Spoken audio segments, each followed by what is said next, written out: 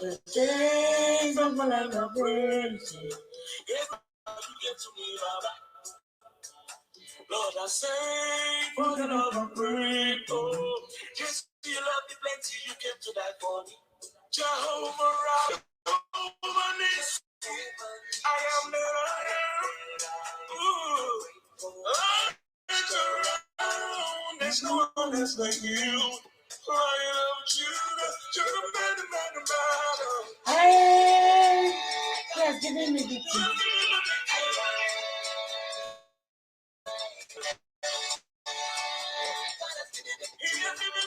Hi everyone, hi everyone, and welcome to this show tonight. And let's wait for the next 2 minutes to add our panelists, our guests. We really appreciate this.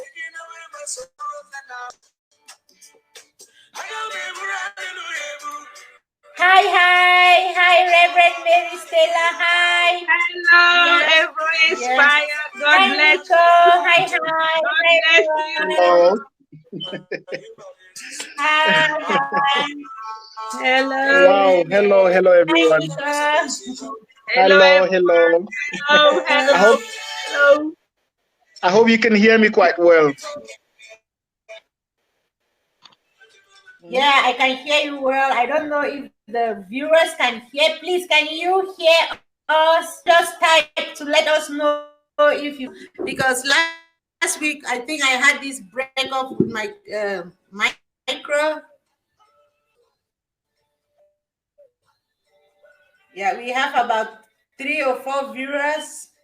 Hooray! Hallelujah! So welcome. God bless you. God bless you this day. Hello, everyone. We have a great topic tonight, and we have our special guest, Mr. Nico. Nico have been some time back, about 2 years ago, with me, and we were discussing some things about life skills. And today, God has really blessed me to invite him again once more. Very much for honoring this invitation. My pleasure. Nico is, Nico puts skills. You see, Nico put skills and resources together, right? For those who don't know him, he's a business consultant and at Strategy, and the founder and executive director at the Nordic Strategy. So welcome, Nico. Pleasure to have you today. Reverend Mary Stella, she's a woman of God, and like you find her on Facebook by typing her name. So come again once again. Thank you for honoring this invitation. Yeah, my pleasure. Thank you very much. It's an honor to have been invited, and I know we go way back from, I think, from primary school or so. We've known each other, lost contact, but you know, I'm happy that Facebook has the possibility to reconnect people, and especially people with whom you can share very inspirational and educational platforms like this. So thank you very much for inviting me. Amen.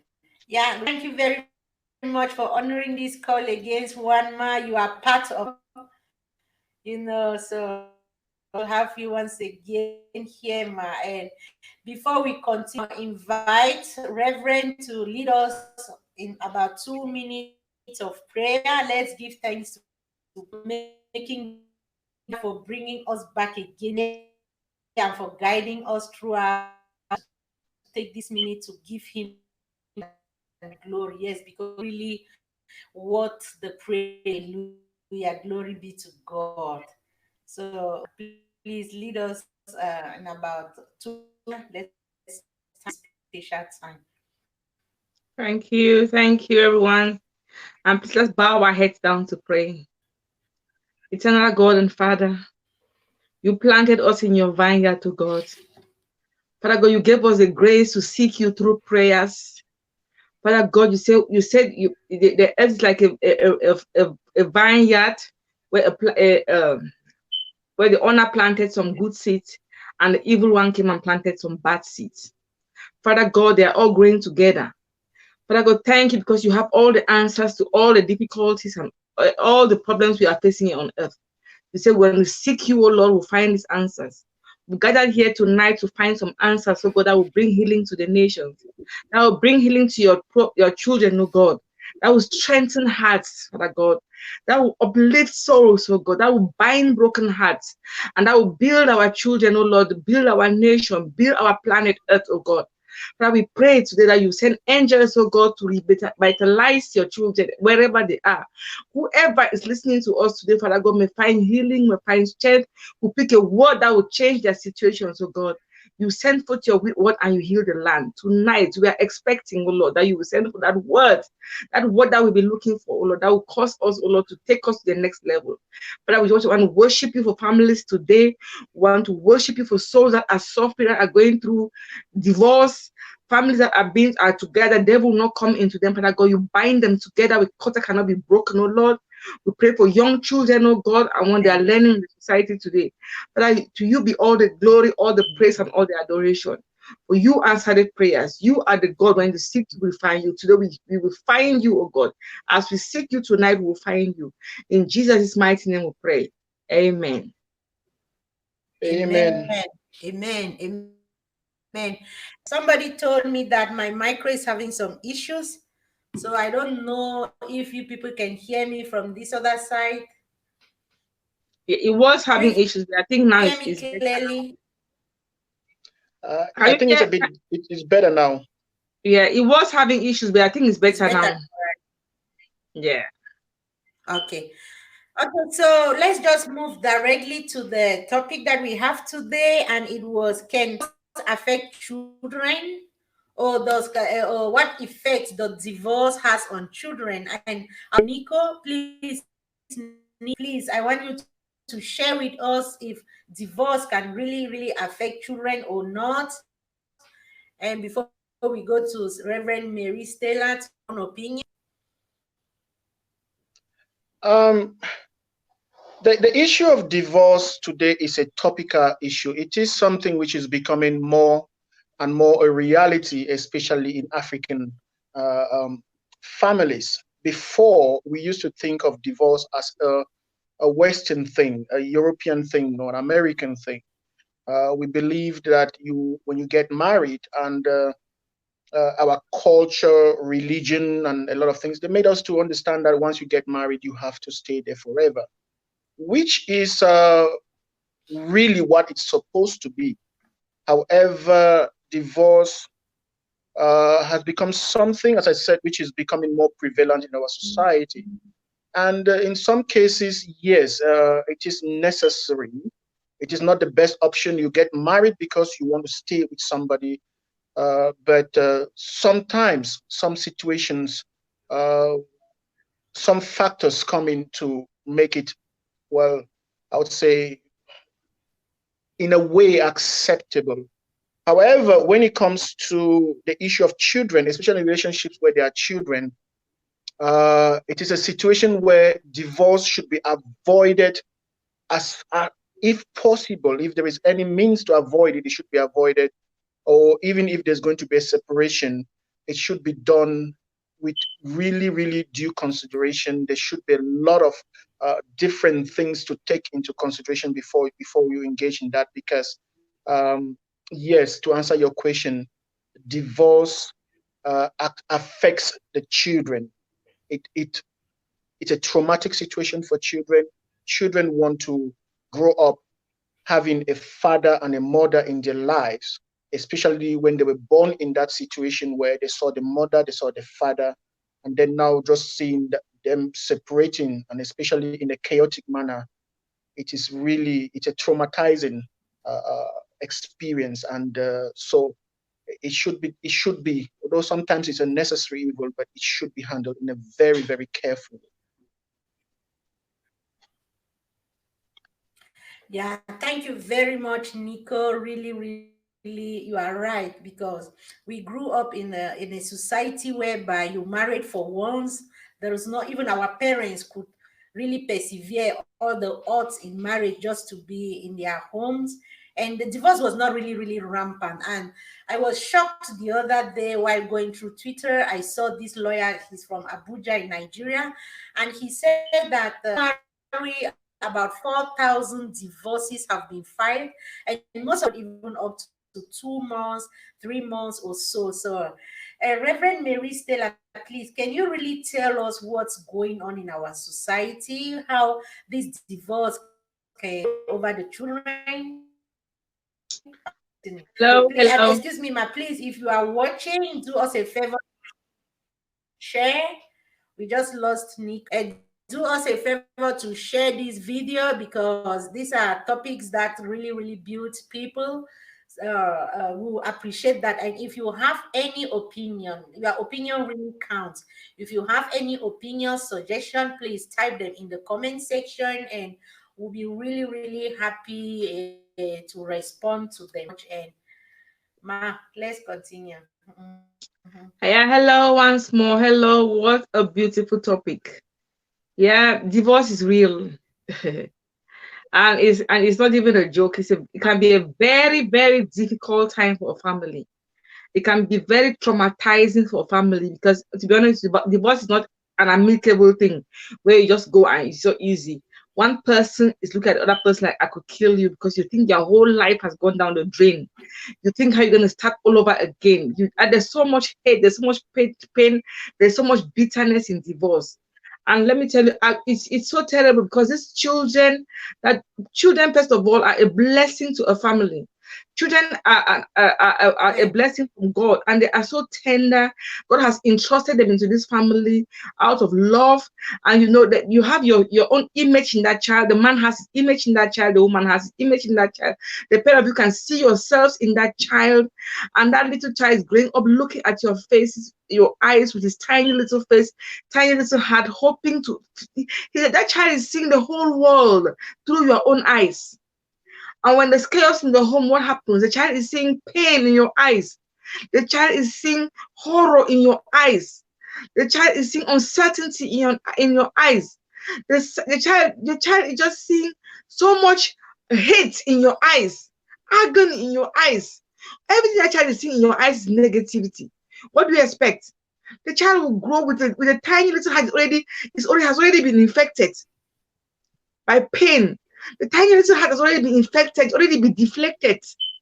The child doesn't know love. And love is this thing that governs the whole earth. What do you expect of that child? Okay, some people are very careful to conceal these problems until it comes to that stage where they have to divorce. And you have to break it out to that child now.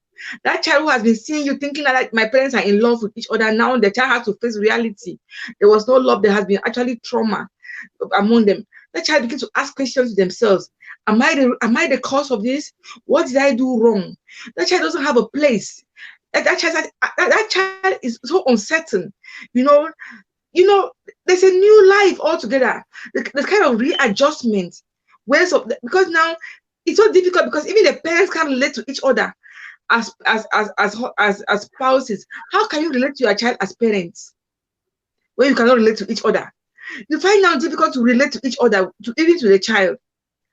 It is so traumatic. We should consider these things as before we go into any relationship, or before you are hurting your partner. Just be human enough to know that these things are, how severe it is to live in this such a chaos in the home with children in that home. Children react in different ways. There are some children who can naturally understand. There are others that will struggle with this transitional period. It's a period of transition. How am I going to adjust? Who's going to live with me? Am I going to live with my dad? Am I going to live with my mom? Am I going to wake up? My dad is not there. I wake up, my mom is not there because my mom is actually with another man. My dad is another woman. Or what is happening? Where do I fit? It is so difficult for the small mind, for the little brains to take in. And children are very resilient. They don't like changes. So it can be a moment of adjustment for them rather than a crisis moment. It should be a moment of adjustment rather than crisis. Most children they find it like a moment of crisis. You know, the divorced children are different ages. The younger ones might understand. The elder ones might understand, and the younger ones who don't understand, they will grow up asking these questions. What happened to my mom and dad? I don't know. They don't look at life. They look at who am I going to look at life through? They look at life through the eyes of their friends. They look at life. It's all pain. They see the sun is pain. Everything they see around them is pain. The children are trying to understand the dynamics of the family. So what you are Become trying distracted. They become confused. They lost focus. You see, this affects the academic. What do you want to say? Let's focus. What did you want to say? Sorry. What are you saying? yeah. Well, from what you are saying is that this little, yeah, from what you are trying to say is that even before we should all these factors, because when you get into that marriage and you bring these little ones who happening between the mother and father, our decisions that we make after can really affect them. So are you trying to tell us that before you go into marriage you should really consider, because many people, I don't know how you can get married and in 1 month's time you are thinking about divorce. It means there are things you were not really considering going into this marriage.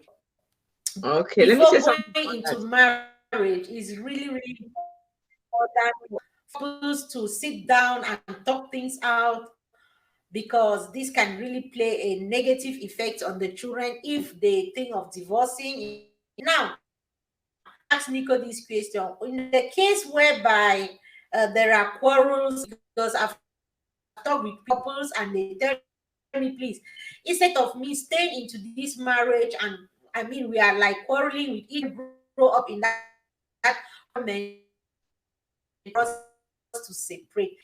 What do we do? What can you say about that, Nico? Yeah, it's quite true that. By the way, I'm sorry when I was talking, my line was simply went off. I'm sorry about that. To answer your question, Mm-hmm. uh, marriage is becoming a very complex concept in nowadays. Marriage is no more as it used to be. Um, the traditional way of life, especially for us Africans, I'm talking about this because I think most of our target audience are Africans and Cameroonians. Uh, Africans. yeah, Yeah. marriage before we used to operate in an environment where we had the traditional systems, where we had the support of the family. We grew in family. Everything was done around the family. So there was not so much. There was pressure, but the pressure was not so much like today, where we are forced to live in a more individualistic society, where we are getting a little bit removed from the family structures that uh, hold us together, that even reduces the stress of marriage, stress of relationships. Sometimes you ask yourself, how did our parents, how did they stay in relationships when some of those relationships, we look at them and we say, but I mean, no, most of the women today will not take what our parents went through. But it was simply because they were in a situation where you had all the family support around you. You have a traditional system where even when you're going through some pain, certain things, you have this. You didn't rely on your husband or your wife. You relied on the family. But today we have situations where it's more about two people. The family comes in time to time. That what I'm saying is these changes have to determine or have to be taken into consideration when you are making decisions regarding marriage, because you are not going to go there with all this support. At least, even if you get it, it will be from a distance, not really as close as it was before. Now, another thing which is affecting now, because we're talking about the decision to get into marriage so that you can uh, what you need to do before you, in order to kind of avoid the situation of divorce that will put children in a very difficult situation. Now, Exactly.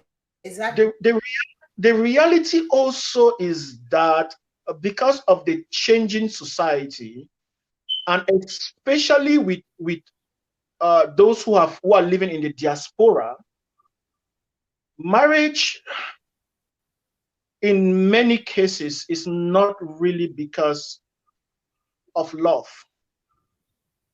That is the reality. It is because of convenience. We move out, and then we are faced with a situation where you don't want to be alone.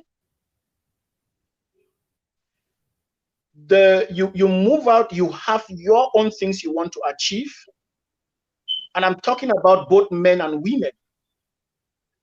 And with the pressure from back home, your desire to stand out, the pressure from society for you to prove that you are something, you have achieved something, you kind of develop your own kind of strict goals that you want to achieve in order to attain that. And in most cases, you will meet somebody who has their own goals already. And a lot of times people don't look into these different goals before they get married. And because they don't want to be alone, they want to the pressure of saying that I have a wife, I have a husband, those things also, it pushes people to get into marriage without first really taking time to consider a lot of things. And when I talk about time, it doesn't mean being in a relationship for a long time.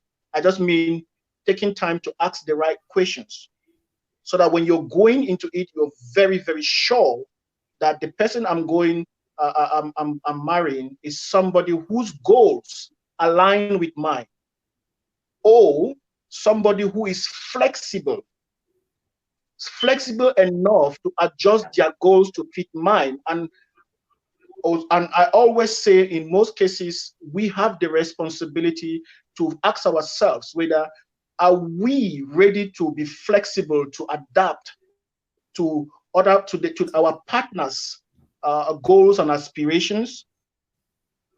And if we realize that we have two strict goals, I'm saying this from talking with different couples, where sometimes I do handle issues of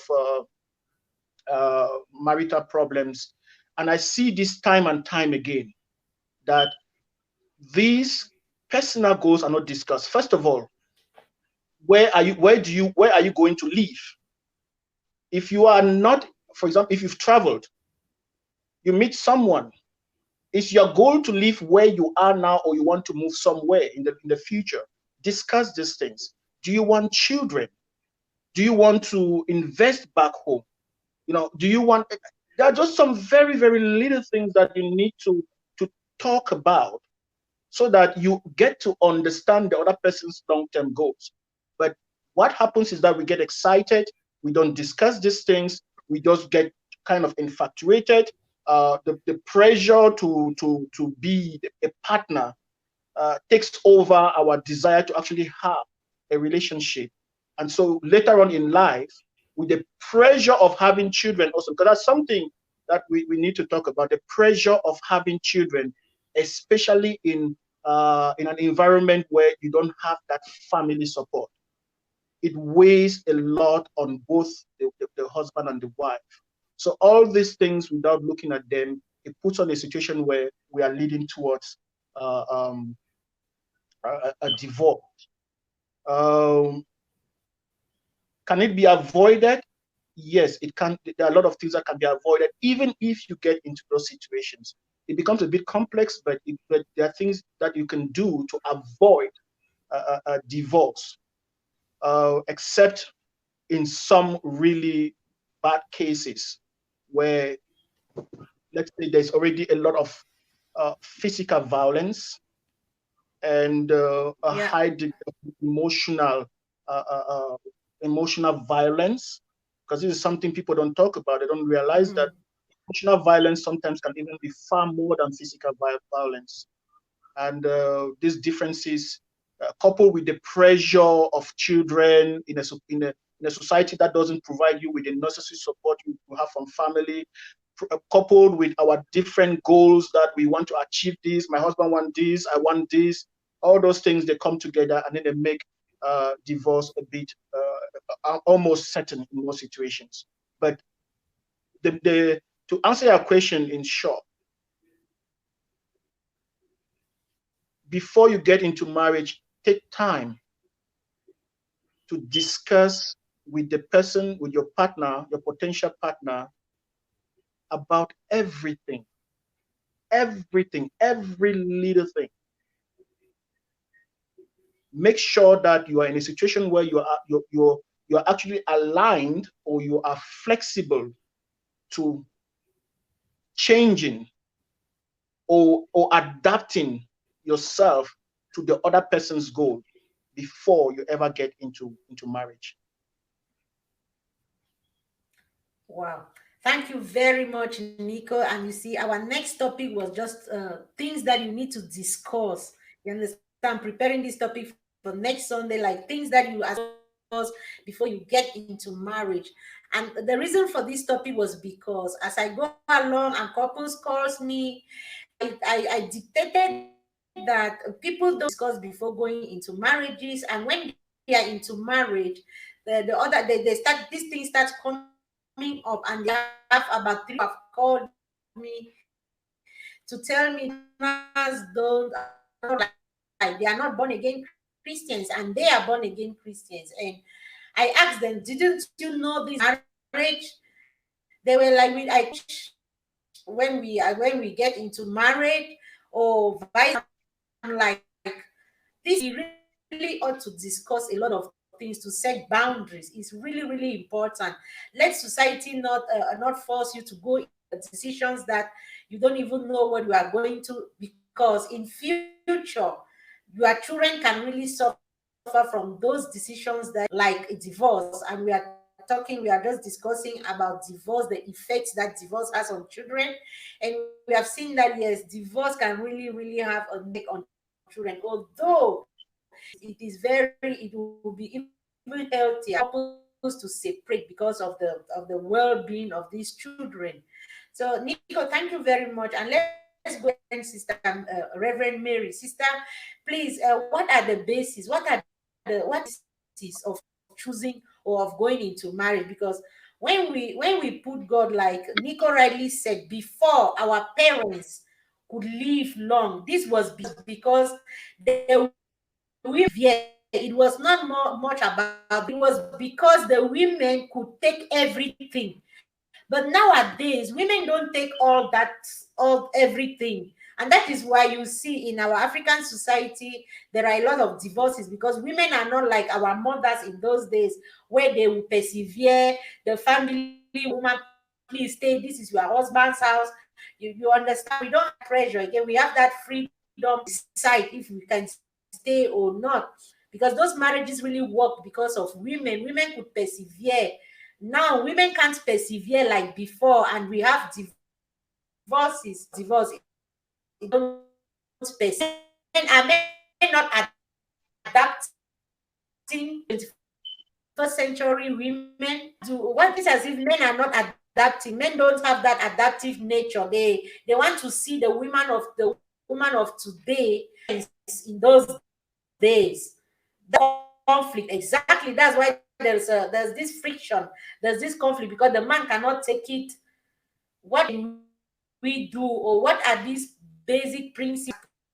I always like to use God, because that is built on the you understand, on the foundation of God. It doesn't shake. Or when Christ is the solid rock, that is whereby respect you, because I do it because I want to honor God's principles. So I Reverend here, because she can really really help us what are these basic things that we can look into before we Okay. get married. You see, Okay. I think we're in actually order going out in of order topic. to avoid. I'm sorry to say this, but I think we're actually going out of topic. We're actually talking about something else here. Because if I look at the topic, it said, can divorce affect children? And that's where I really want to, I'm focused Yeah. on affect. I want people to know the effects of divorce on children. It doesn't matter how we can come here and Children. talk about Okay. that was another topic for next Sunday or from some other time. If we are not careful, we'll not address the real issues that we are on here today to address. Can divorce affect children? Okay. I want to stick to that. All these Yeah. problems that are done, they are there already. Okay. No matter how we look at it, it will take time to solve them. They have taken time to settle in. We will take time as well to get them out. Or we can take one day, but God has a plan. God has a plan. It's up to God to decide how He's going to work on this thing. Mhm. So there's a problem. There's a problem. There's divorce everywhere. Can it affect children? That's what I want to know today. And that's why I'm working on. And I say it can affect children. I tried to explain earlier on of how the children are a gift from God and how their little minds, they conceive these things, they see the violence and they see the world. You see, and the effect it has on their little minds. They lost interest in society, in social activities. You find them, they find the burden on them. They find them, they find the problem of guilt on them, and if it's so difficult for them to adapt. So we should know this how why we are arguing and we are trying to divorce, we are hating each other, we are fighting. We should know that it's happening, what's happening to these children. Emotionally, they are too sensitive, you know. They put their emotions in the forefront of the family. The children are involved in different ways, like they feel lost, they feel anger, they feel confusion, they're anxious, and many other ways. It's a transitional period for them, and they are overwhelmed at this time. You know, they need somebody to listen to them, to talk to, but they can already express themselves what they are going through. It is so difficult for them. We should know this. They become angry, they become irritable. You find children from divorce home, they are so angry. You know, they don't know where to keep their emotions. It is killing them. So while we are busy arguing, we are busy trying to be so selfish. I know the worst thing about this is that when parents are going through divorce, what they do is that they try to win the affection of the child. This one is trying to pay this child so make this child feel like I'm the better parent. And the mom is like, I'm a better parent. That is a bad one. That is like the mom is a bad one. And this child is stuck in between. The Bible says, honor your father and your mother. The Bible does not say, don't honor your father and honor your mother. No. What are you teaching this child? To honor you and to disrespect their mom? Or to respect their mom and to disrespect you and honor their mom? You're already planting hate in this child. You're planting pain in this child. You're planting agony by just trying to divorce. So I don't even care what your issues are. Find a way to work around your issues. You know, I'm talking here. I'm so passionate about how it affects children because I'm a product of it. My children are a product of it, and I see what happened to my children. I see what happened to one of them. They all reacted differently. I not even divorced or just separated. I just separated, and you know what? I saw the consequences upon I had a child who is mentally ill. I mean, like mentally sick. This child actually left ENS. He's a teacher in a high school. He can't take it. That's how bad divorce can affect children. Or separation, or the guilt in the family, or all these problems in the family can affect children. You know, they start wondering, they start looking for reasons why their parents no longer love each other.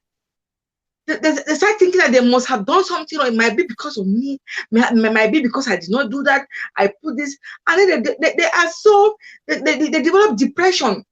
They get stressed, they have health issues, they get into drugs, they get into knives, into crimes. They're looking for someone to vent their anger. Do you blame them? They are like a tornado. They are just going to the thing that people, before you touch them, they just remove a knife and they are ready to just do something just to vent the pain, the agony. It's so stressful on children. When we are taking our decision, I don't even care to go into what they think before they go. There are no late principles to get married to anybody. There is no. We are all different. There are no late. It's not like, okay, if you want to get married to this woman, then this school you have to go there. You have to do like this and she do that. No, we are all different. We are all wired uniquely for a specific purpose, the purpose of God on earth. And unless we connect to the divine, because the worst thing about us is that those people, they're not even connected to God. We are all hypocrites to an extent. We go to church, we listen to the word of God, but we don't even understand what we're listening to. We don't even care about the God we're going to. Just going to make believe. The world knows that we belong to this church. Oh, where do you go to church? I go to this church here. I fellowship here. I am the usher here. I am this here. Before communion time, you hold your hands together. You go for communion. The world will see you and know you're a holy person. But at home, you're an evil person. You know what? We are grown up, so you should just for once be real. For the sake of the little ones for tomorrow, be real. Health problems, health issues, drug issues, crimes. They find it so difficult. Yeah, Physically, thank you very much. yes. They lost faith. They lost faith in marriage. The children, they grow up, they don't know whether to love or not to love. They start venting out on their spouses. My mother cheated on my dad. My dad cheated on my mother. My did. Therefore, you are doing this. There's a constant accusation. It's a vicious cycle. It's going on and on. They grow up in it. They have their kids grow up in it, and then they divorce themselves. Their children divorce, and then it's spreading. It's like wildfire. It's an evil that has to be dealt with. Winning Yeah, over thank that, you winning very over the much, winning Reverend. over the child is the worst thing that you want to do. Tell the child that I am the better person. This person is the worst person. You are causing the child to sin. The Bible says, honor your father and your mother, that your days may be long in the land which the Lord your God has given you. If you don't honor the two of them, your days are short already. You are killing that child. So it's a murder. And that's how grievous it is. So when you are treating your spouse badly or you are heading for divorce, think about it. It's murder. Murdering the innocent.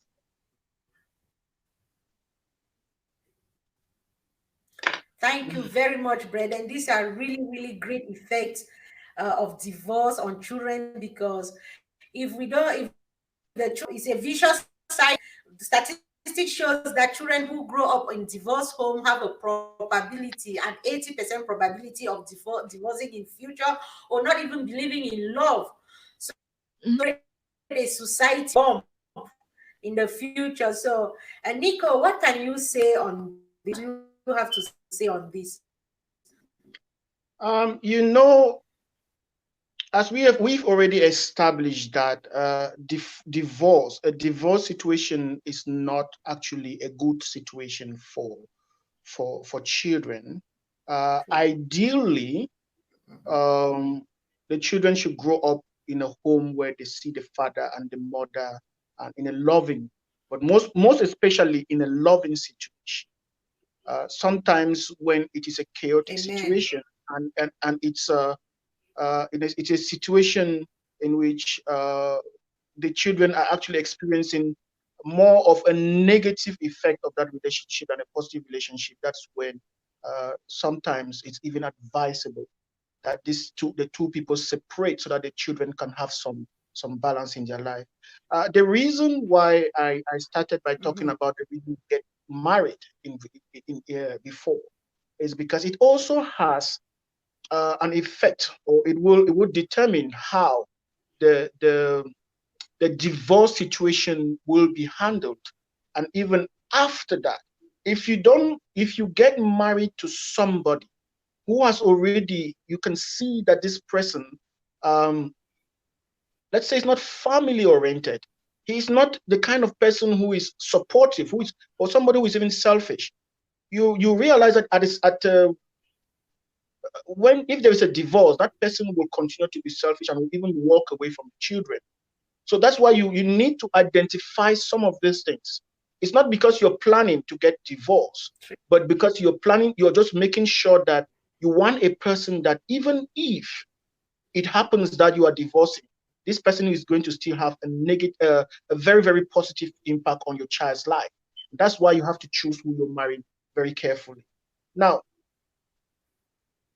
the way divorce affects children, it depends on how it is handled before, during, and after the divorce.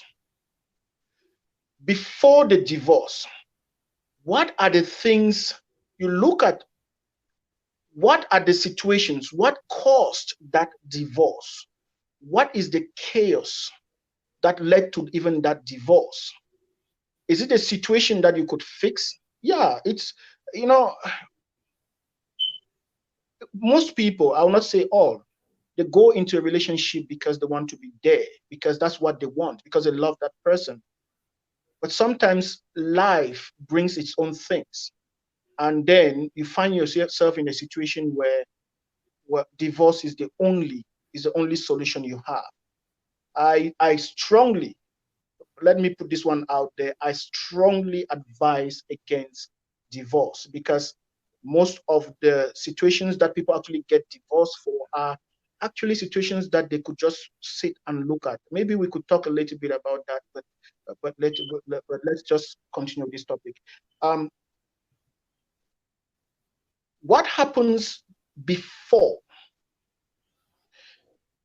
if it is a situation, if what caused that divorce to occur is something that very negatively and directly impacts the children, then that should be taken into consideration during the divorce and after the divorce. Because the main aim at that time is to make sure, or the main aim of the divorce in itself is to create a situation, or let me put it this way, the main aim for every divorce should be that it creates stability for both individuals, but also for the children who are product of that relationship. That should be the aim of a divorce, separating the two people so that they can now within themselves, or what they choose to do in their life, have a direction for themselves, a positive direction. During the divorce, what are the things that you do during the divorce? That's why you should be very careful, because what you do during the divorce process will greatly affect the children. Yes. If you go into the divorce process with a vindictive attitude, Thank you. there you are not, it will negatively affect the children. It's not because you have invested emotionally, physically, spiritually, or anything into the relationship, that during the divorce you should take all of that and put it like, I'm not going to let go. I'm going to say this, and unfortunately this is mostly the case. A lot of women carry this vindictiveness, and that's why you see, I'm not saying only women, but women are more prone to this vindictiveness, because women have a softer side. Women invest in relationships. Women, they go in for everything. And so when for them to lose that, it's something that really, really affects them. And to a lot of them, they find it difficult to just walk out. They see what they have lost, and they hold that so strong that sometimes they really want to get back. Men do that also. After the divorce, what do you do? How do you move on, making sure that both parents still have the ability to play a positive role in the children's lives? This is something that you should be taken into consideration. If you cannot go after the divorce and continue with this attitude of, because I very one thing which is really interesting that I realized talking to a few couples after they've divorced, is that they cannot let each other go. There is still this remnant of love within them, and the way they stay in contact is by looking for a way to fight with the other person even when you are not together. So they continue this fight. And when I analyze that very well in most of the situations where I've been able to talk to couples, I realize that it's because they still have this love for each other. They still are attached to each other. In love. Yeah, they don't want to Wow. let go. So sometimes, if for them to be able to have this, to still be in need, I mean emotionally, they think that, okay, it's even better when they argue. Okay, let's fight. When they fight, it satisfies them emotionally that they are still, at least they still have something that they do together, even if it's fighting. So most situations, as I've said, what happens before, what happens during, what happens after, determine that those are the things that will determine how the children are affected, not the divorce itself. Children are very, very adaptive, but they can adapt with direction, or they can adapt in chaos. And you see all the negative attitudes that the pastor was talking about, all those things about drugs, confusion, and all those things. It's largely the effect of negative, or this chaotic adaptation, adapt to the chaos brought in by the divorce, but adapted by the chaos that still goes on even after the divorce. But some parents have been able to manage the process of divorce in a way that they use it to give direction to their children, positive directions. And trust me, some of the most successful people in the world are products of divorced families. So let's not look at divorce as totally a negative thing. It's very negative. There's nothing positive about divorce. So Nothing. thank you very much. I understand. I understand Thank you the. very much. That's somebody's life down the drain. That's somebody messed up completely. That's somebody, that's a scar. That's a wound in somebody's life forever. So we just have to be very careful when we go into relationships and think about all these things. That's why we are here talking about this topic today. If it was just possible, we wouldn't have even been talking. Would have been okay.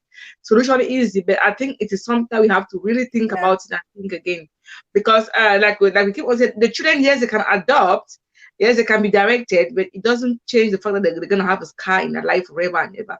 It makes all the difference to grow in a home where you have your parents, see them loving each other. Children don't learn because you tell them what to do. Children learn because they see what you do. Let's not get it wrong. Yes. You live with a child in the house, you tell the child, don't steal, and you steal, you're a joke.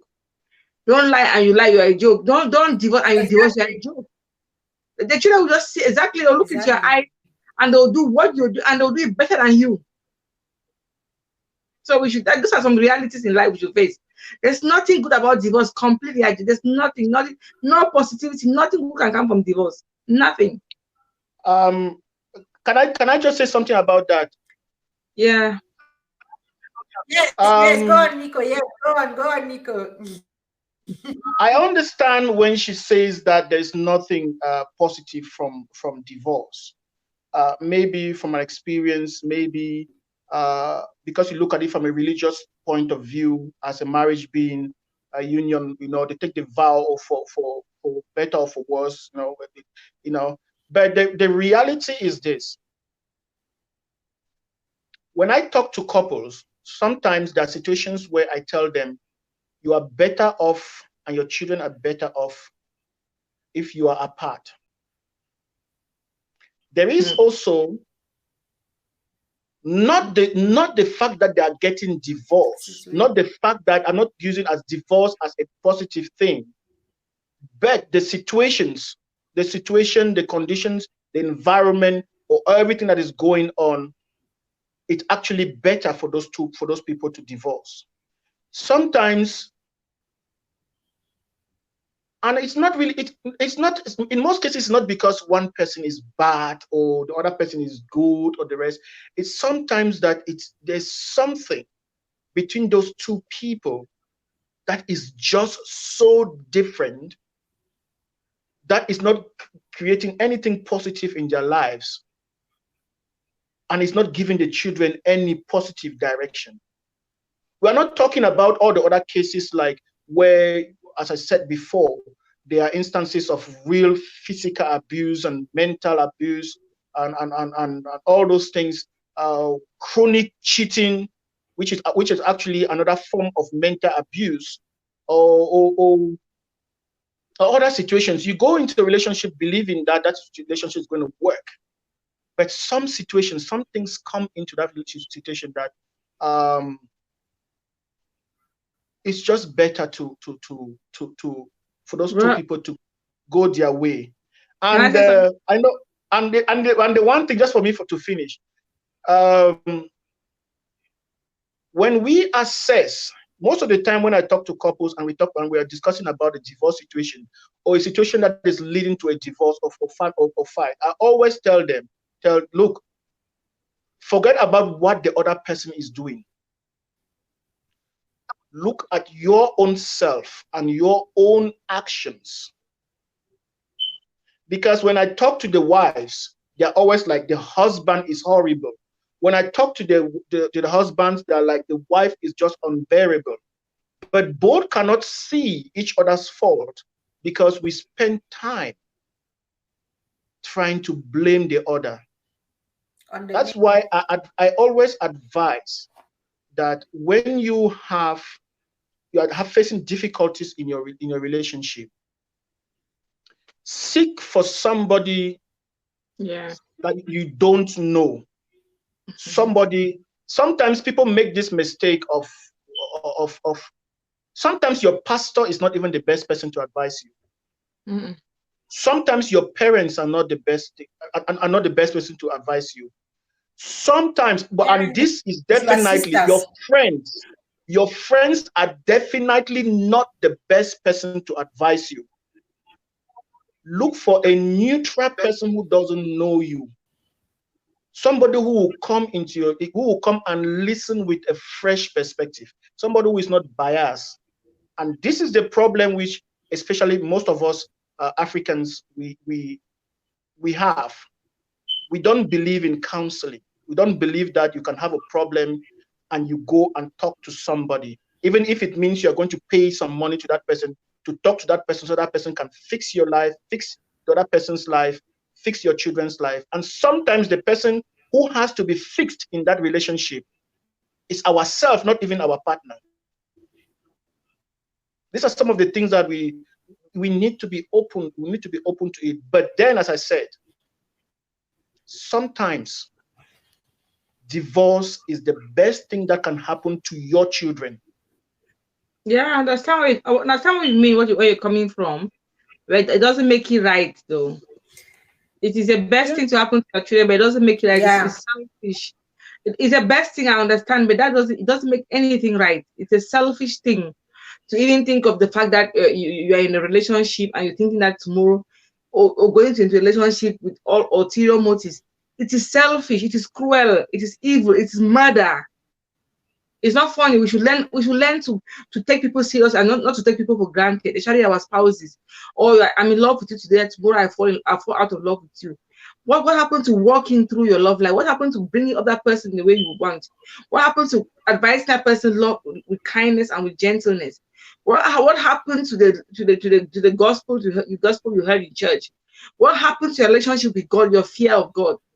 What happened to all those things? You see, it doesn't make it right because it is okay. If that's the best thing to happen, you have to divorce. It makes it okay. It is not okay. I can never be okay because lives are touched here. You talk about human lives. We talk about the society of tomorrow.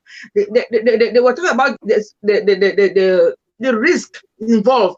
Their friends in school are affected by your home. If you don't know, they're going out there to school. They're going to vent out to their friends out there. And tomorrow, before you hear your child has stabbed somebody, and you know who the killer is. You are the killer. So we should look at these things before we think that, oh, I'm in love with you today, I found another one I'm in love with, I can just send you out. Or I have another man, I can just send you out, I can just treat you anyhow. It's a selfish thing to ever think of it. I should look for somewhere amicable, I can pay you off. You cannot pay anybody off. You cannot do anything amicably. You just have to just do the right thing. Either you're in or you're out. Make up your mind.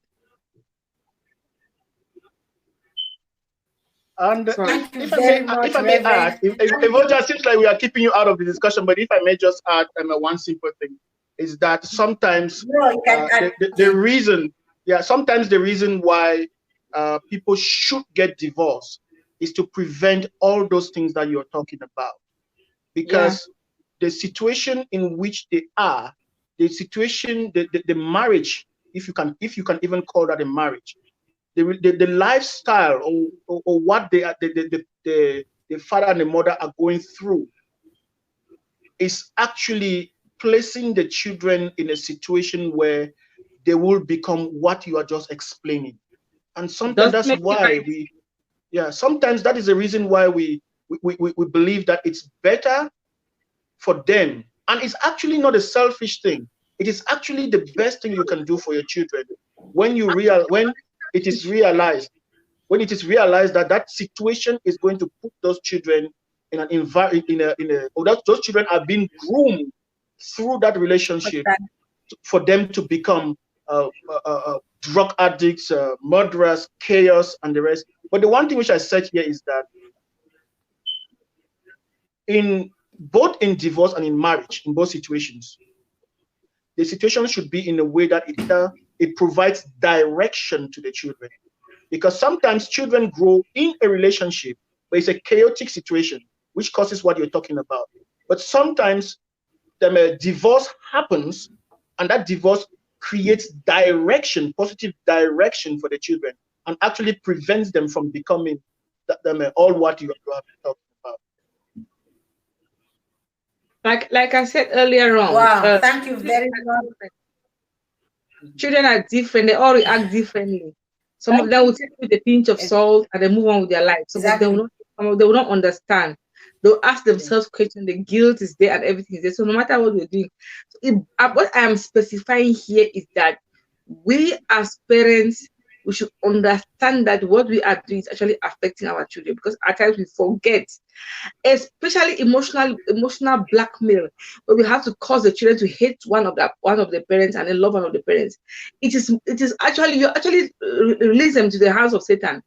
You're actually sowing seeds of discord, seeds of pain, division. You're actually bringing a curse upon them by causing your child to hate your mom, or by causing your child to hate your dad. You're actually bringing a curse upon that child. So my focus is on parents to know the consequence of the action. So if you are leaving your husband, you have a problem with your husband, please seek for and just remember the effect of this on your children, and keep your children out of it. Try to make it in such a way that your children will have peace. That they will not see the don't cause them to take sides. Don't buy them over. Don't play games with them. Don't play games with their little minds. This is what we do. Yes, it's not working among us. It's So, not working between us. Don't play games with their mind. Mm. share what you think is that there are situations where it's advisable for the parents to really separate, because it can be of it can impact on these situations. When divorce, it can be negative on the children. Okay, now in a situation whereby this, for example, Nico, I got married to, there must be a reason for me getting married to that person. You know that people change as time goes on, people really change. But you see, people cannot really adapt new things if you've never seen it. There are some flags that you can help deduce to you this kind of person. If you are that kind of person who can read, you can know that this person is not that adaptable type. Now, if you accept going into a relationship and a marriage, it's a great responsibility. I don't think that at the end of it, at the middle of it, you just, because things are not really going on well, because the children, you see, as Reverend is rightly saying, you have to take into the children as well. If it means for you to sacrifice something for the children to a good environment, I think educating people to be able to do this sacrifice for their children, because most often the divorce is personal, is for our personal desires. I cannot take it anymore. I can't live, I cannot take it anymore. You could take it, you could do this marriage vows, you could go invite, even go to that length. If you could go to this length to readjust in order to readapt. Yes, because if we only think, I know that their situation, except today there is this physical abuse. That physical abuse is not accepted because children growing up in that hostile environment will automatically be hostile. If any boy, any male seeing the father abusing the mother has a probability of abusing the wife in future as well. And any female child who grows up seeing the wife, the mother persevering some abuses will in turn tomorrow persevere her own abuses as well. And this is not what we want for our children. We want our children to have relationships in future. So what can you really where what how can you do to have divorce so that you cannot grow up? You see, if there's abuse, let's say the two parties are always quarreling, one person can decide, let me not go into this.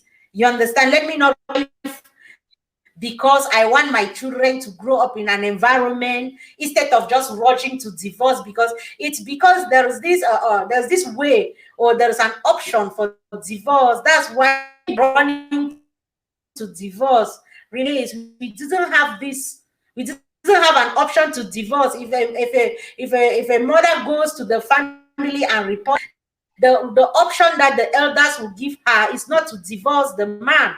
You understand? And that was why there were no, so there were much more tolerance. You see, tolerance come in, perseverance come in, a sacrifice come in. Are you trying to tell us exercise all that to make? I mean, in those cases where there are no physical abuses, because obviously, if your life is at stake, you have to quit.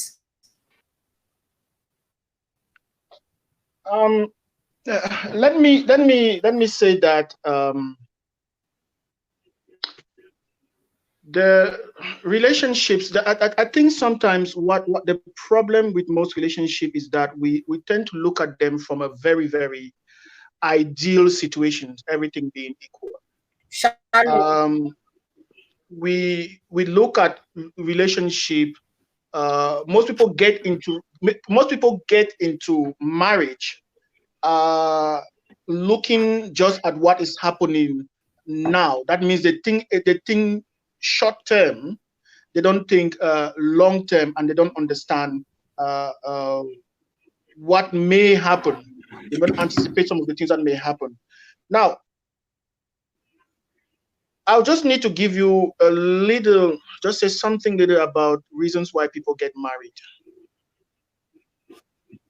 I have, from all my experiences studying this issue of marriage and talking to different couples and people who are planning to get married, I've realized that there are three main reasons. The first one is the ideal situation, which is they actually love and respect each other. And I mean this respect in a very, very, in the strongest term as possible, even more than love. This issue of respect. So they meet each other, they fancy each other, they respect each other, and they care for each other. They get into a relationship. That's an ideal situation. And before they get married, they go into all the process of asking themselves the right questions and determining that they are really, really not just getting infatuated, but they are really compatible, or they're very adaptable to each other. The second situation is marriage for convenience. And that is what I see happening in many, many situations today. Marriage for convenience. And marriage for convenience means simply that you married with somebody, not necessarily because of love, or because you want to fulfill some of your aspirations. So that person becomes part of the many aspirations you have in life. That person becomes one. That happens a lot, especially with Africans I've talked to who are especially in the diaspora. They have all their goals of what they want to achieve, and one of that goal is getting married, getting a partner. So getting I'll not even call it a partner, getting somebody, and that person is part of their whole plan in their life. It is not the center of their plan in their life. So they have all their things they want to do. So they get married to somebody because peer pressure, family pressure, all the rest. They don't need to be called a wife or a husband. They just need their parents to shut up, because they have been pushing them. They just want their friends to consider them like also being married. Marriage for convenience. Or they're feeling lonely, they just need somebody to fill that space to get somebody. The third one is marriage for support. This happened both ways. Some people married because the other person is financially up there and so can take care of them, and so they get married to that person. We see that a lot. A lot of people just go and get married, and somebody says, yeah, he's this person. Oh, I'll get married to him, or I'll get married to her. A lot of guys to also get married to girls because I've seen cases where a guy just leaves Africa, come to Europe, has no support. Then there's this girl who, she has been there, stable and the rest. So what the hell? As long as now I can get a place to stay, somebody who can feed me, provide me with what I need to stabilize myself, why don't I get married to that? And we see a lot of people going back to get married to people they don't even know, but they go back to get married to somebody that they think, okay, the person accepts because of this, because they need this support for themselves to be able to stand. So these are just the three main reasons I've seen. The only reason why a person should get married is because two of you actually have a real commitment, because that commitment will lead to most likely children, and the children will be part of that whole thing. Now, another thing also in marriage which should be considered, because it affects whether you're going to get divorced and put your children in very difficult situation, is that do you have the necessary support that is needed? Some people think that, okay, I love him today and the rest. Love doesn't stay constant. It will be wavering. In relationship, love wavers. Sometimes you look at that person, you're like, is this the person I got married to? But when you have that self-respect, that's why I use the word respect. Despite what happens, you will still not cross that level which you're not supposed to cross, which a lot of people cross when they feel like the relationship is not going the way they expected. And also, yes, in relationship, because you'll be living with the person for a long time in your life, that person is bound to make mistakes, and you are bound to make mistakes. But the thing is, are you able to are you able to make the other person to understand their mistake? Because sometimes the problem is not that the other person is not changing. It's simply that you are not able to make that person to understand their mistake. So you have to clarify that. And this one comes now with the support that you can have. When you have those problems, do you have real support around you? Who are the people you hang around with? Who do you trust can handle your relationship? Do you fall back to the people that will just there to tell you what you want and make you happy and the rest, even if it's something that deep in your mind does not really satisfy you? These are the problems. And then children.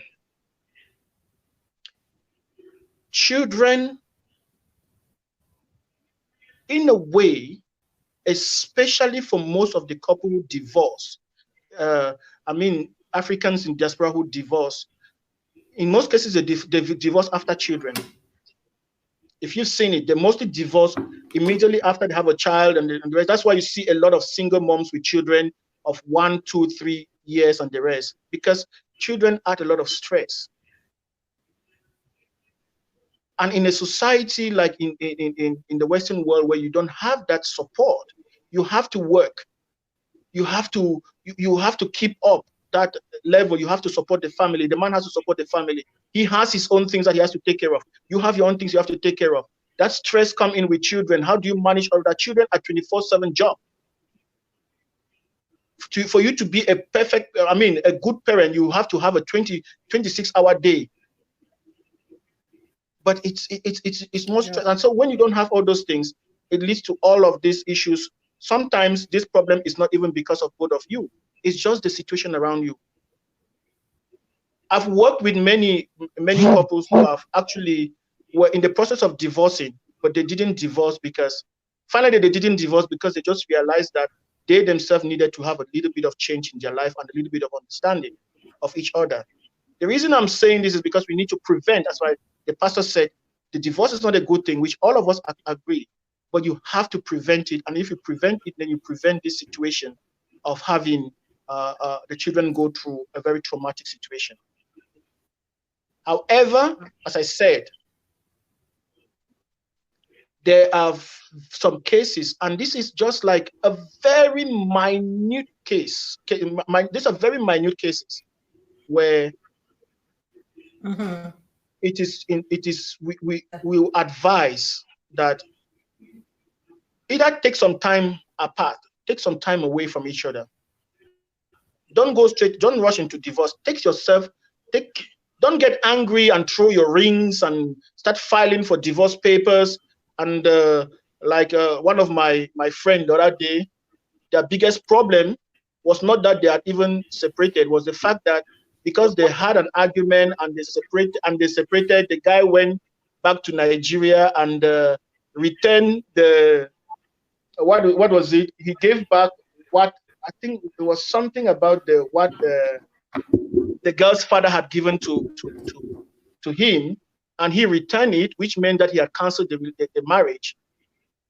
And now they discovered that they don't have a problem between themselves, that they will just have some issues to sort out. And now family is saying that, okay, you guys are separated, we don't want to hear anything about it again, you're already separated. Now they have to fight to convince their family that they really want to be in a relationship anymore.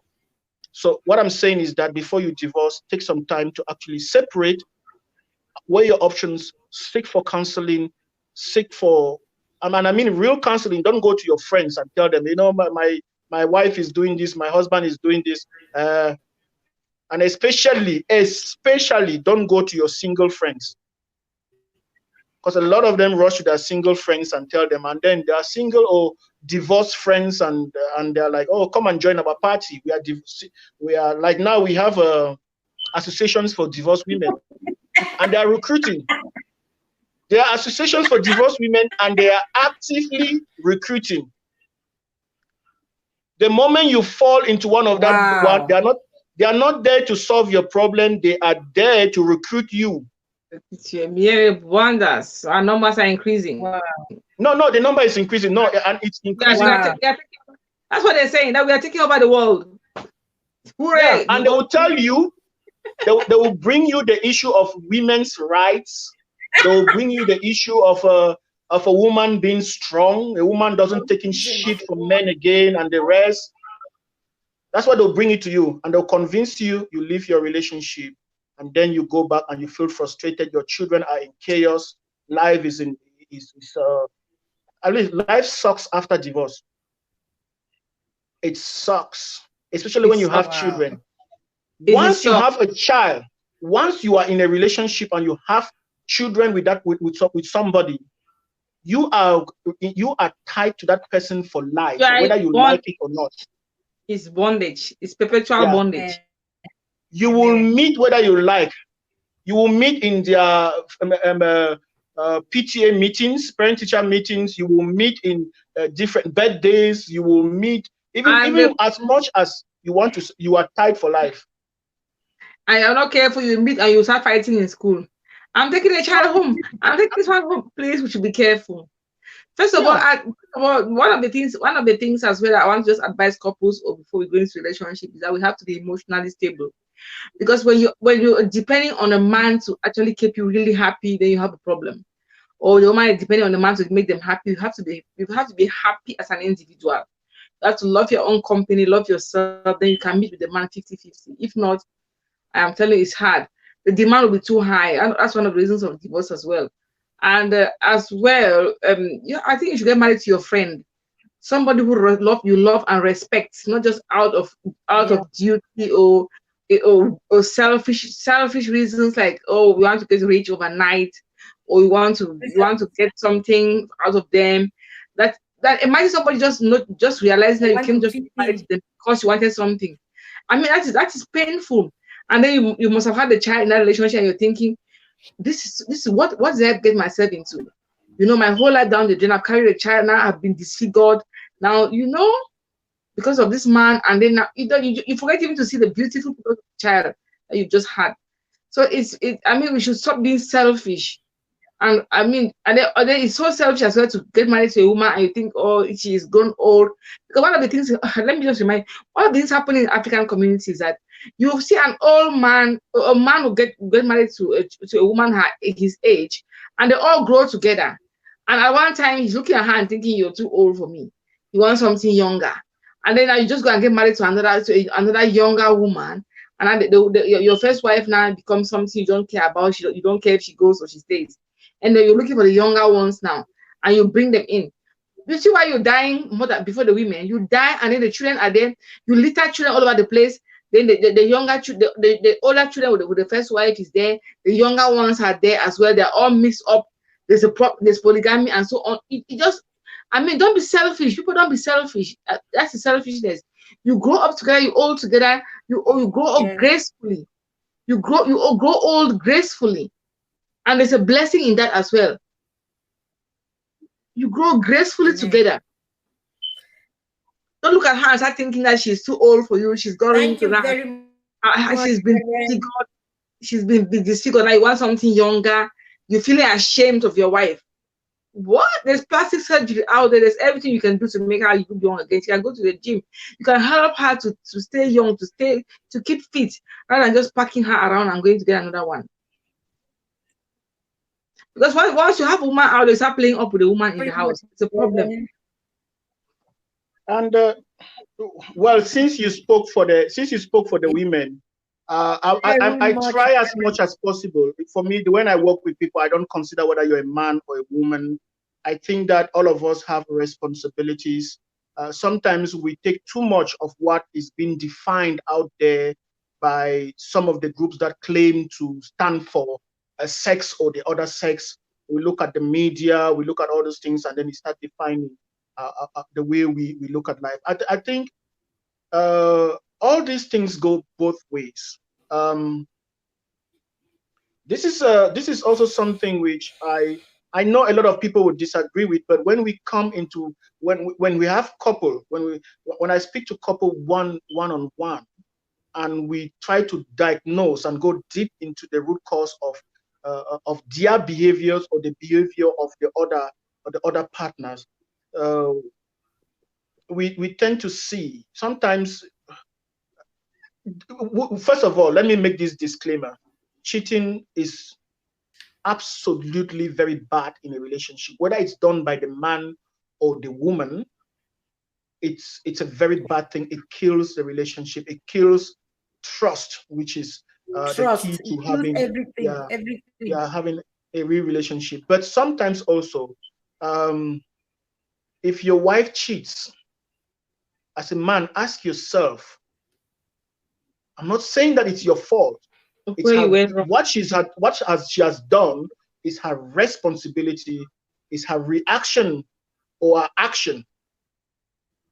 Ask yourself, what did you do? Where did you go wrong?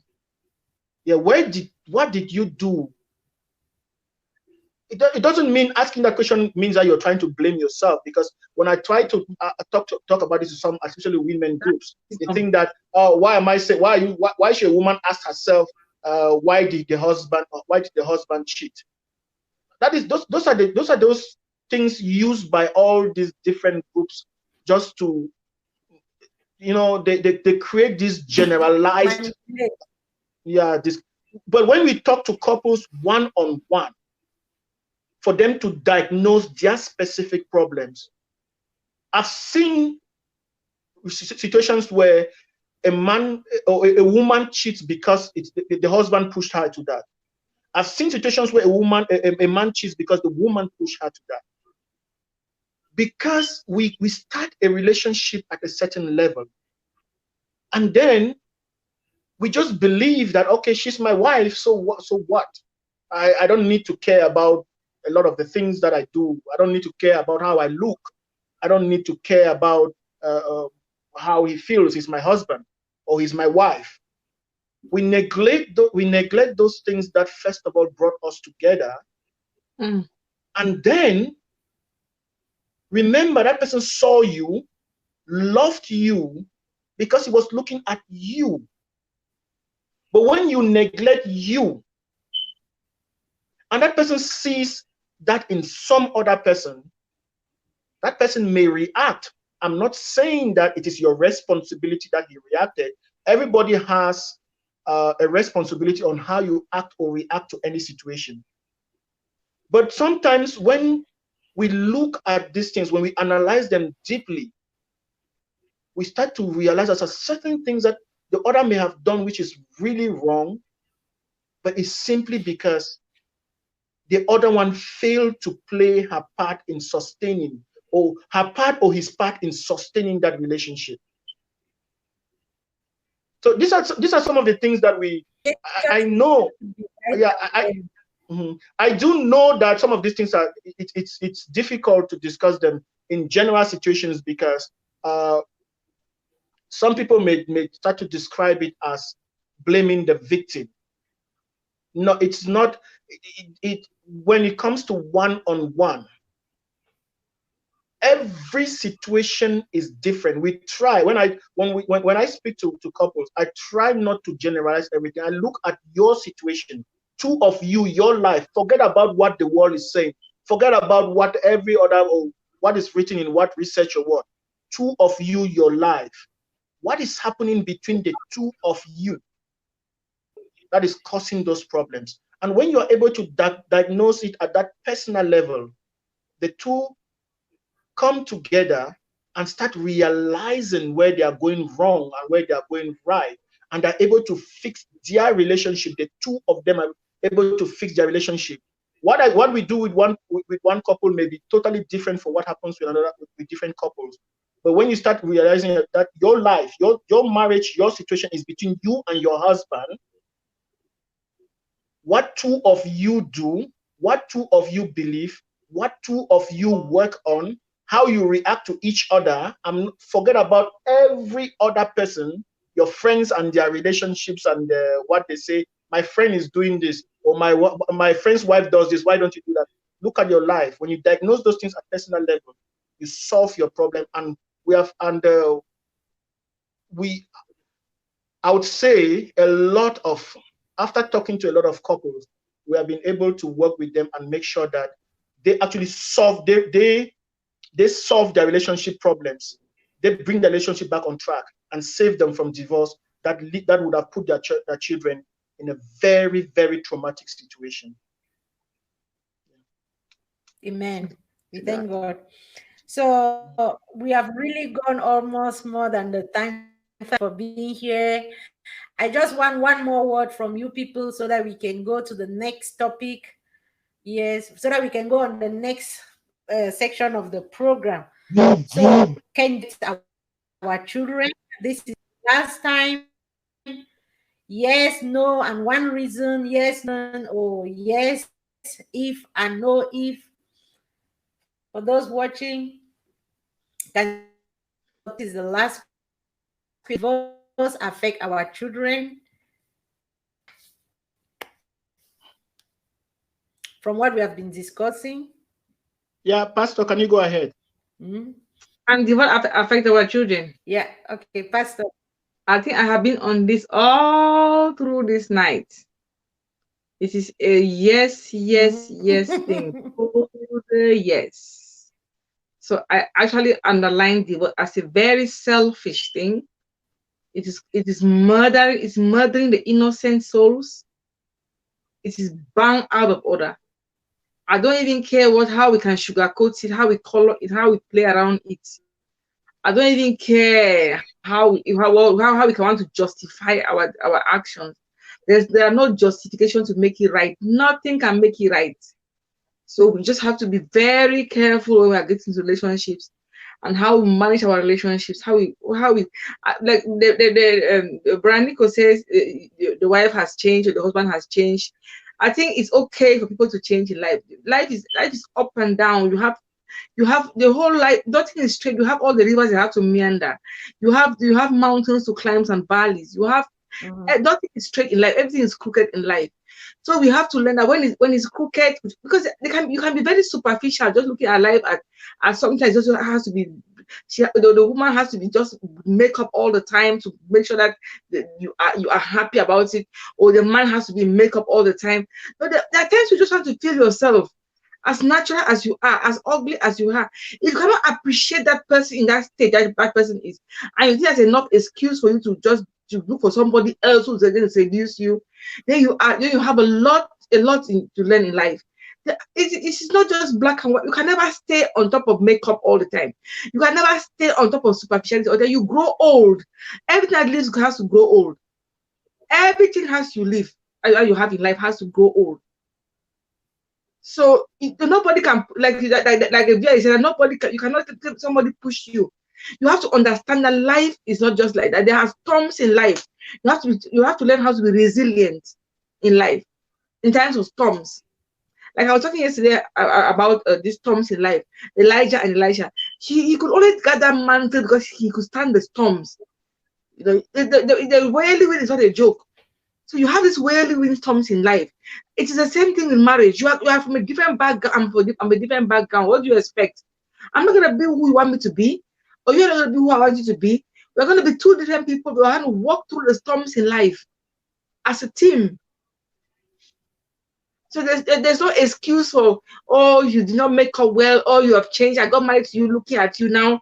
Tomorrow I'm looking at somebody else and have it takes. You are being very superficial and you are being very unnatural. That very person, you bring that person tomorrow in your house as well. That person too will face the same crisis, and that person will become worse than the person that you saw. So you end up in life just getting married every day, looking for Exactly. somebody that will be at that same level every day. You keep on changing until time immemorial. So we have to learn to know that life is full of ups and downs. And if you're getting married to somebody, you have to go up the mountain with them, down the valley with them, cross the oceans with them, the rivers with them, you have to meander with them, you have to sit in the great path with them, you have to walk with them, lift them up when they are down. If that person is not in makeup, that person is down. There must be a reason for her to leave the house without a makeup. Or you, the man, you are down. There must be a reason for you to go down. Your spouse is supposed to understand these things and not to push you away and not to crush you while you are down instead. Because leaving somebody and going out for somebody else because they've neglected themselves or somebody or whatever is actually pushing them down while they are down. It's like burying them in the hole that you dug for them. It's so painful to listen to that, honestly. I'm not just trying to be funny, but this is what he's actually true. He's actually telling us the truth. That's what's happening in our society. That's what people do. That's what spouses do. That's what human beings do. They're just looking for the good side, good. Now there's good and bad juxtaposed together. There's a night and there's a day. There's time for gardening, there's time for scattering. There's a season for everything. So when the season of chaos is there, and then you just have to run away and looking just for the good all your life, I joke. It's for better or for worse. We just said that. We're just talking with our lips. And when it comes to reality, we are not there. I plead with anybody listening to me that it is a better and for worse. You're right. When your spouse is leaving the house without a makeup, they are either emotionally tortured, they are either going some kind of a stress or something's happening. Perhaps at the workplace, they feel they're emotionally drained or they are tired or something. Instead of burying them, and just going and looking for somebody else who is better than them, it's for you to remind them of who they are. We constantly need reminders in life. You are a good person. You are a nice person. You are beautiful. You are clean. You are nice. Or you are hardworking. We need to compliment them. Compliment our spouses. See the good in people, because we spend our time seeing the bad things that they have not done or what they have done, what they have not done. We should try and start seeing the good things in them. Try highlighting those things that you think are nice in their lives, to make sure that they overshadow the bad ones, because they must have two sides. Nobody just have the good. But what we are doing is that we are trying to bury them while they are down. Your spouse can be your worst enemy in the same house. They'll take your dirtiness out. I know a man who actually picks his wife's pants and look at her pants, look at her this, look at her just to them anyhow, look at her this. I mean, where is the love? That is her home. That is your home. That's where you can at least open your leg and sleep anyhow without being scared. Where would you have peace? When you relax and be yourself and actually blow your nose with your hands without looking around and just being scared of what somebody will say? Just be yourself. Just be yourself for a short while. When? Anyway, we Yeah. can talk on Thank you this. very much, Reverend. Thank you Yeah. very much. Yeah. We have a comment from Kole. Pastor is a pastor from Cologne. Pastor, good evening, sir. I don't know church. Pastor says no matter how much you claim your spouse pushed you into outside marriage, you are primarily accountable to God. Yes. This comes in response to what Nico said, that you meet your spouse dressed, and later on in the years you dress like that, and I also want to throw this question before we conclude. More questions are coming. So women normally, everybody, we change. You understand? When you get married at the age of 20 years, at the age of 40, you don't look the same. You are even the vice versa, like the man or like the woman. So the woman, after having children, does it mean that children also come? Maybe you don't have that time to take care of them. You don't have that time to put on shorts at home because Yeah. two alone. There's that privacy. But now children are coming in. You can't dress that at home. You have to cover up. Or I'm talking from a point of view of a mother having my children. I couldn't dress that sexy again at home. The children take more of my time. I couldn't go to the hair salon to do my hair and put on makeup. There was no really time for that. I was more on taking care of the children. My time was more. So does it give my spouse the opportunity to rush out faster than me?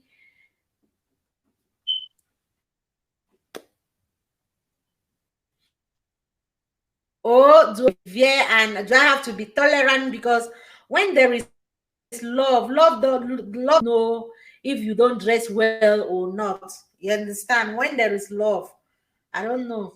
I'm just asking. Uh, can I just say something before? In Can I say response to something?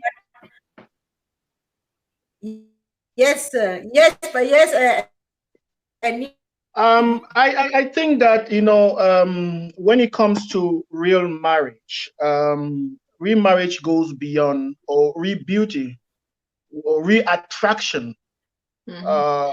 to marriage goes beyond hair pieces and makeups. It goes beyond how the man dresses and his perfume he wears and all those things. That is that's too much of a superficial way to look at it. Exactly. It has to. It goes deeper into who you are as a person, and yes. somebody may be attracted to you because of the way you dress, the way you look, the persona you put out there. But when that person gets to know you, uh, if the person actually falls in love with you and get to actually respect you, um, that person gets to see who you are as a person. And that is what I am talking about maintaining, changing, because life is a constant change, but changing in a positive way. It has got nothing to do with your hairpiece and the rest. Yes, some of those things make us look attractive, some of Okay. those things. And by the way, taking care of yourself doesn't necessarily mean makeups and hairpieces and the rest.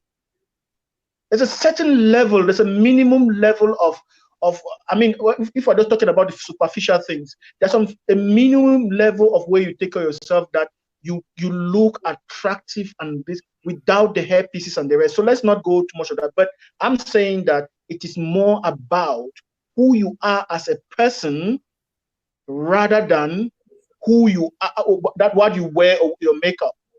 I'm responding to the question, to the answer, to the comment by, you grow old. You grow old, but you grow up with a refined and a much more beautiful character. Correct. But when you grow old and you're growing up old, picking up stupid habits from outside, you make yourself less attractive, and it tells you that you don't respect the person you are with, because you're like, I don't care what he feels. I'm married to that person. I can become who else I want to be. I don't care. That is what I'm talking about. Maintaining a positive person, maintaining and building a good character. But then let me say this. In an ideal situation, people get into marriage, they have children because they have this love for each other, and having children is also an expression of their love, and a way to make their relationship even more productive. There's nothing more productive than producing another human being who carries your DNA, your blood, your DNA, who carries you. And I think that in ideal situations, everybody does that because they genuinely feel that the other person is the one that that deserve to share this gift with. However, if the situation becomes one in which the children's lives are being negatively affected by their relationship, the way they relate to each other, the way sometimes I think authorities should sometimes step in and even force people to separate, especially because when it comes to children, the priority should be about having an environment that really, really positively affects those children. Now, is divorce a solution? No. From experience, I've realized that 99% of divorces are avoidable. There are situations in which, if both of them could just take some time and examine their situation, they will solve it because they don't actually have a problem. It's just their ego and some stress in life, other things coming in, bringing all of that coming and then causing them to start fighting. Which at the end of it all, when you listen to why they're fighting, you don't even see why they're fighting, but they're just used to fighting about it.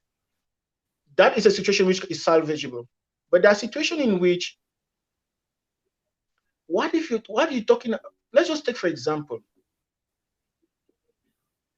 a situation where there is chronic cheating on both parties, up to the level that they don't even care to bring it into their house and even in front of their children, where there are horrible things that they do and they don't even care whether the children are affected or not.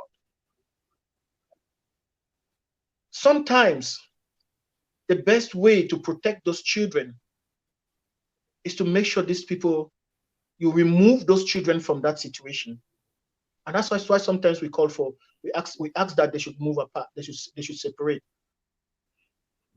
Sometimes they have just some differences that,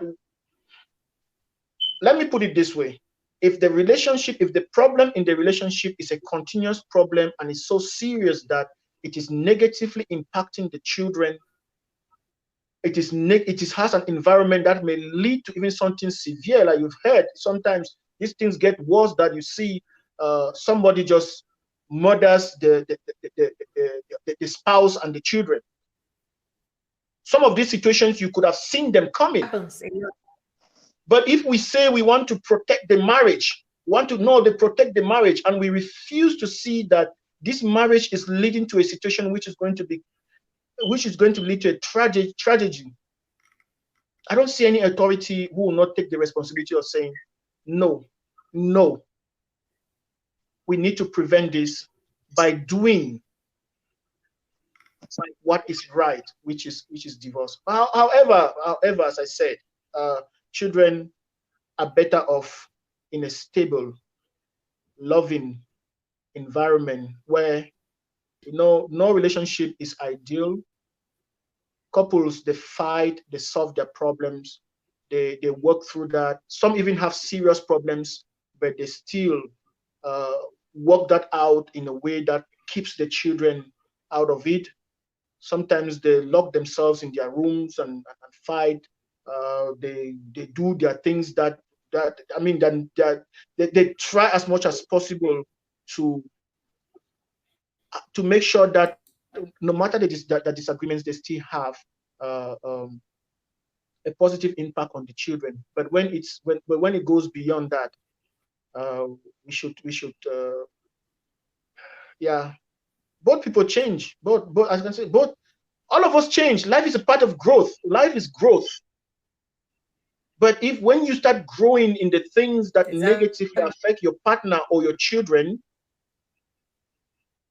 then that is a negative thing. But when you grow in the things that positively affect your child, your children, builds your relationship and make you even a more attractive person, I don't see why divorce should even be in that. Nobody will even think about it.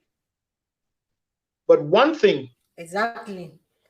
one thing which is missing in a lot of situations today is our problem, our issue. And I face that issue sometimes. Our issue of self-righteousness. We are right. We are right. I find myself in it. Okay, I've been in that situation of a separation. And trust me, when I look at the whole thing backward, I see a lot of my self-righteousness playing a part in all of that. I cannot be in denial of that. And what happens is that a lot of us be in denial, Wow. and sometimes we are so strong in our way we believe that the other person is right, and just no well just to conclude, let me not talk too much. Anyway, Two things that you should do in your relationship: yeah. say thank you, say I'm sorry, Mhm. and mean it. When you say them, mean them. Thank you, I'm Amen. sorry. Those two words, they resolve almost all the problems that you find in your relationship. Sometimes, even you, the one who is hurt, is the one to stand up and even take the initiative and start that discussion by saying thank you or by saying sorry. Amen. Amen. Thank you very much. I think we got a dose of this. Now, before we close and before we end this talk show today, I would like Nico to introduce. Nico has a project that has been going on for some time. I would like you, Nico, to sensitize the public or to make known your project so that they can reach back to you should they need your expertise on this. I'll be putting on Nico's website here so that you can go and visit what Nico is all about, and I'll give you time to tell us what it's all about. Yeah, It's quite this is a website. it's quite a difficult thing to talk about yourself and the rest. Um, well, I wear many hats. I am a business consultant. Mm. Uh, we work with startups. We help them to develop business strategies, but most especially, uh, we help them to understand what they want to do, their business, their service, and help them to transform their idea into a business. We also have another project which is working at looking at sustaining the sustainability of our companies, especially in Africa. We've seen that in Africa, especially in Cameroon. You look at most of the big companies; they are owned by a family. Once the head of that family dies, the children come, they scatter the whole business. We've seen it happen. I mean, if you talk about like Guarantee Express, you talk about many others that have just died because of. So we help them to transform those companies from family-owned businesses to corporate entities with corporate structures that help them to actually make sure that business is sustainable, even without the main person being there, that company can survive even without the family or the children coming in. They can still they will continue to run as an entity on itself and grow.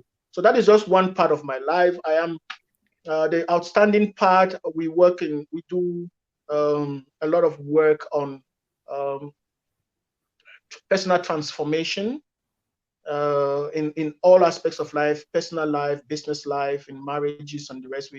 Um, we use a process, a holistic process of self transformation, which is about creating a balance between your physical, your mental, and your spiritual life. We look at these three aspects of a human being and look at how you can create a balance with all of that. When we talk about spiritual, it is not just about religion. It's more about it's beyond religion. Religion is part of your spiritual life, but you look at family. When you have a balance in all those three areas, then you can actually have you can create a more I don't like to use the word happy, but you can have a more fulfilling life, and you can achieve more when you have a balance in all of that. So yeah, so that is what we do with that. It's a project. We work with different organizations. We work with individuals one-on-one. Um, from my presentation, you would have heard I work with also with couples. We do a lot of I do a lot of counseling uh, before marriage, during marriage, in cases where there's trouble and there's need for they're looking at divorcing. We try to bring them together to get to really understand themselves and consider everything before they take that step. And even if they choose at the end to divorce, we still work with them to at least we advise them on the things that they should do in order to regain their own uh, balance in life, but also if they have children, how to make sure that they create a positive direction for their children. So we work on the there's just a lot that we do. So I mean I can go on and on and on. It's just the rest. If they want to know, they can reach me. Um, well, if anybody wants to reach me, they can reach me through Evodia. Just talk to Evodia. She'll know how to contact me, and you can go to my website, which is up there, outstandingpath.com. I have another website which is called shene.org, shene.org. I have another website which is Nordic Africa Synergy, nordicafrica.net. There it's more about my work with Nordic and African networking businesses, development projects, and the rest. So there's a lot. Let me not go on and on. Yeah, thank you very much, Nico. To contact Nico, check him. You can check on me or to his Facebook page profile. This is Nico Abong. Let me put it up here so reach him directly. Nico has a lot to give to us back. As Nico rightly said, one thing reaching out to professionals to help us when in need. So this is an opportunity for you to reach to Nico. Nico is going to help you. On Facebook, Nico Abong. So before we go, let's talk. Our Reverend here, Reverend Mary Stella Boma. She's a counselor. She's a prayer warrior. You can reach Reverend here on Facebook by this name, Mary Stella Boma.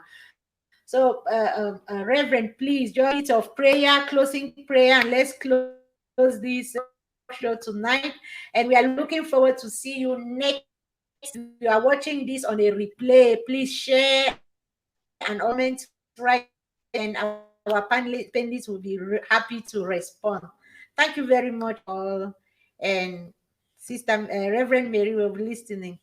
Take us into our last prayer. Let's round it up. Nico, thank you very much for honoring.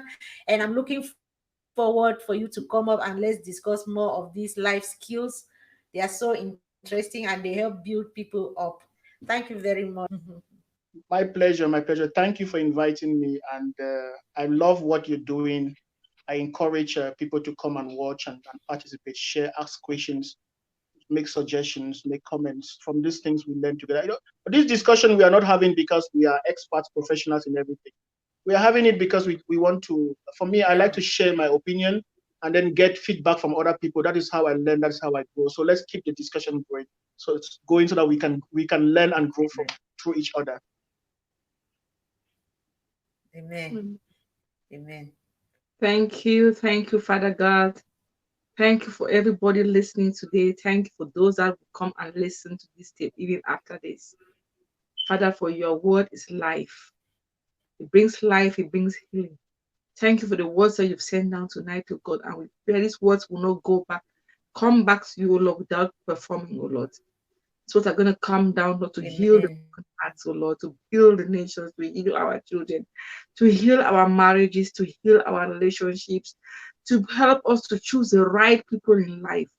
Father, we need your strength. We need your guidance. We need your supervision. We pray that will come in the volume of the book written of us.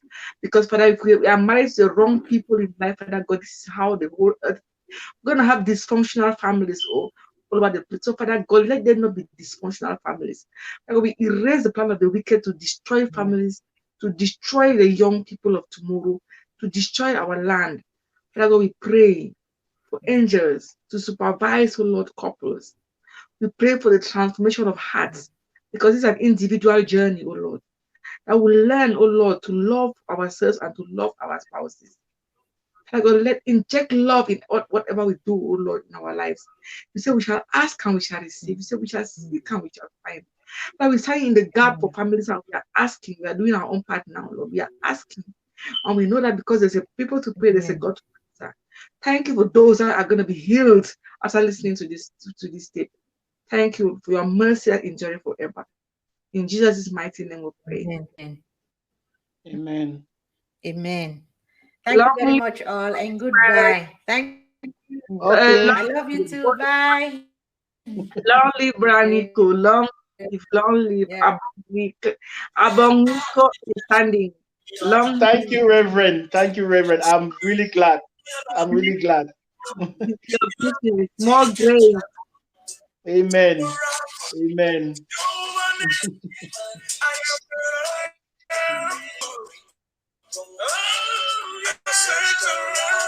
There's no one else like you.